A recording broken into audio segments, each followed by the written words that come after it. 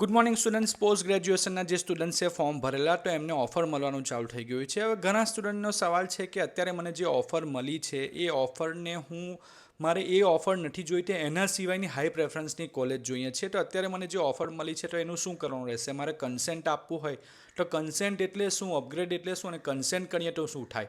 તો હું તમને પ્રેક્ટિકલ વિડીયોમાં બતાવું કે કન્સેન્ટ કરીએ તો શું થશે. તો વિડીયો ધ્યાનથી જોજો, તમારા ફ્રેન્ડ્સને પણ શેર કરજો જેથી એમને પણ આ મૂંઝવણ હોય તો ક્લિયર થઈ જાય.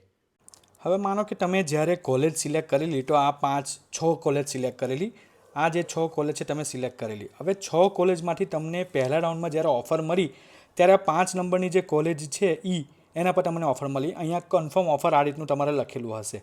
એ ઓફર પર તમે ક્લિક કરશો તો તમને આ રીતનું પૂછવામાં આવશે કે તમારે અત્યારે ઓફર જે મળેલી છે તો offer confirm, want to participate in next round if upgrade. તો તમારે નેક્સ્ટ રાઉન્ડમાં આ કોલેજ સિક્યોર રાખીને જવું હોય તો તમારે આ બોક્સ આપેલું છે સામે, તો આના પર તમે ટીક કરશો ને ઓટીપી નાખશો એટલે તમે કન્સેન્ટ આપેલું ગણાશે.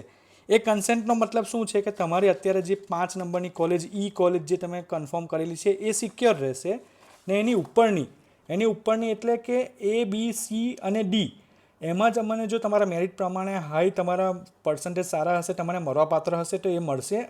નંબરની અને એના નીચેની જે 5 નંબરની 6 નંબરની છે F એ ડીએક્ટિવેટ થઈ જશે નેક્સ્ટ રાઉન્ડમાં.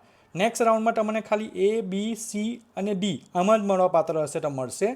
હવે માનો કે તમે સેકન્ડ રાઉન્ડમાં તમે એલિજિબલ થયા, તમે કન્સેન્ટ આપી દીધું, સેકન્ડ રાઉન્ડમાં જશો એટલે તમને A, B, C અને D આમાં મળવાપાત્ર કોઈ કોલેજ હશે એ મળશે. અને નંબરની જે 5 નંબરની છે એ તમારી સિક્યોર્ડ ગણાશે લાસ્ટ ટાઈમ તમે જે કન્સેન્ટ આપીને ગયેલા.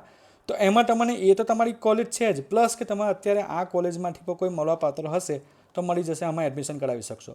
હવે આ કોલેજમાં તમને કોઈ સારી કોલેજ તમને ગમતી હોય તો આમાં એડમિશન કન્ફર્મ કરાવી લેવાનું ને આમાં તમારે કેન્સલ કરાવી શકો છો. આ રીતનું તમારે કન્સેન્ટ આપવાનું રહેશે.